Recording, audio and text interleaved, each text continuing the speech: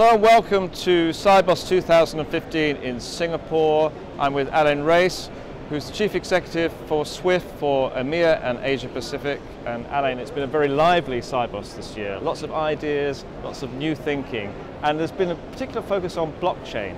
I mean, what do you think is the interest and the opportunity in blockchain for the financial community? Indeed, there's been a lot of actually innovative ideas that have been raised during the Sibos. Actually, really the buzz that we've seen here is not only about the new services and products that banks are coming, but it's also because behind this, there's a lot of new ideas about how to using these new technologies like blockchain technology, distributed ledger, and this kind of thing. So clearly, I mean, there's a lot of ideas about how to reusing this in the payments industry, into the securities industry, the funds industry. No later than this morning, I was having a meeting about funds managers out of Singapore, out of Luxembourg, that are looking at how they can use the technology in their context. No, this being said, a lot of ideas, but still a long way to fruition. A long way to go. I really believe that our CEO, Godfrey Claiborne, says that he believes that blockchain technology is more or less at the age of internet in the 1995 or so. Yeah. So still a long way, but I do believe that technology is going to be evolving even faster than before, and therefore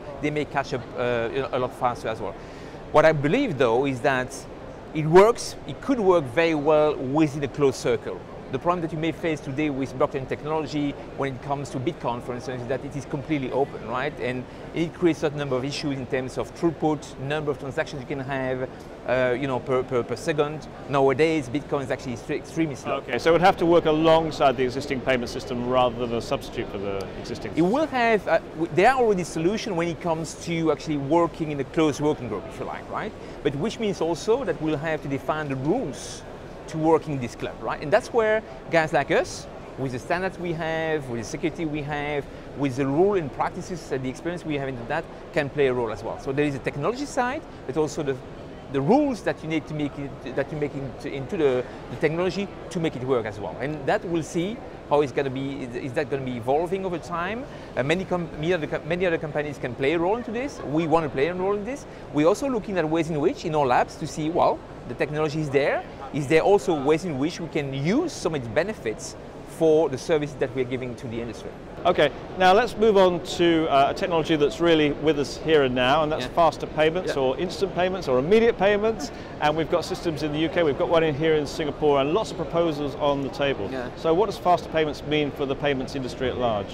I think it's going to be a huge change. Clearly, I mean, the fact, actually, personally, I'm living in Singapore, I'm using the fast system. And clearly, I do see a huge benefit for a retail client as I am, right? You can transfer money from one place to another one in a second. And actually even more when it comes to Singapore. We used to pay for payments before. No, we don't pay anymore, which is quite strange. So you've got better technology and it costs you less. It costs you less. As a consumer. Yeah, exactly that. So when it comes to other places where actually this technology is developing, like in Australia, as you may know, we are actively involved. We won actually an award in Australia, so we are now developing this new technology. It comes actually with a brand new architecture that we are developing, so it's not the sort of traditional SWIFT that you have with a massive center, application at the center. It's much more distributed. The intelligence sits at the level of the clients, and we are busy implementing this. So it's still a long way, so it's not something that you're implementing in one day. It's about 2 years down the road from now. But we are actually developing very, very fast. But now the issue is, how are these systems going to talk to each other? I mean, we've got common standards, or are they going to not talk to each other? Well, clearly there may be one common standard, which will be 20 or 22, we hope. But then, how are you going to interconnect all these systems together? How are you going to manage the risk of payments? Because when it stays domestically, that's fine. As soon as this money, even domestic payments or low-value payments, will flow through the borders, it may imply other types of risk for the banks as well. So how are they going to manage this? We don't know yet, right? There are also many, to give you other examples, many other initiatives ongoing in Europe. Actually, there's another one popping up every other week or so. And that clearly will, I'm sure, will pose a problem to regulators, because what I'm sure is that they would want to ensuring at the minimum a certain level of interoperability between all these initiatives. Future will tell us. Actually, we're involved. We want to help again. SWIFT again is part of this sort of macrocosm where we can help in building harmonization and interoperability. We'll play a role, and we'll see whether we can have really an operational role as well. Okay.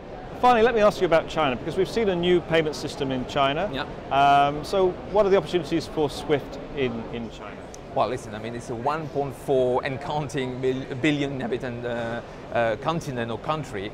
For us, it's just opportunities that are just humongous, right? Especially that you know that there's a big part of our business model which is about economies of scale. So in other words, the more volumes you have, the less you pay per transaction. And clearly, we see China as a huge potential, especially that the middle class, as you know, in China are growing very fast, and there's always been a sort of a connection between the size of a middle class of a given country, because they start buying, they're investing, and therefore, indirectly, they may have to use our services through the banks as well. So we see a huge potential in there. Just to give you perhaps one key image that I've heard 2 days ago at the opening plenary of Sibos, Piyush Gupta, who is the CEO of DBS, said to sort of giving the right picture, he said, well, you know, yes, the Chinese economy may slow down a bit, but let me remind you that they're adding every 4 years another economy of the size of Germany. That is what it is.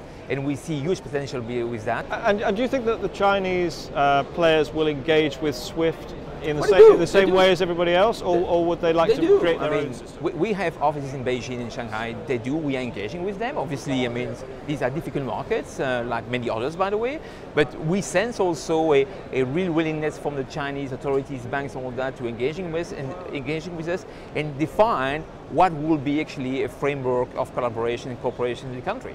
So we'll see as well in the future. But clearly, we think we can play at our best there. I mean, through market infrastructures, through connectivity, corporate connectivity, standardization, harmonization, 2022 between Chinese characters, translation between Chinese characters and Roman characters. All of that played to our values, security as well. So yeah, we want to play a role.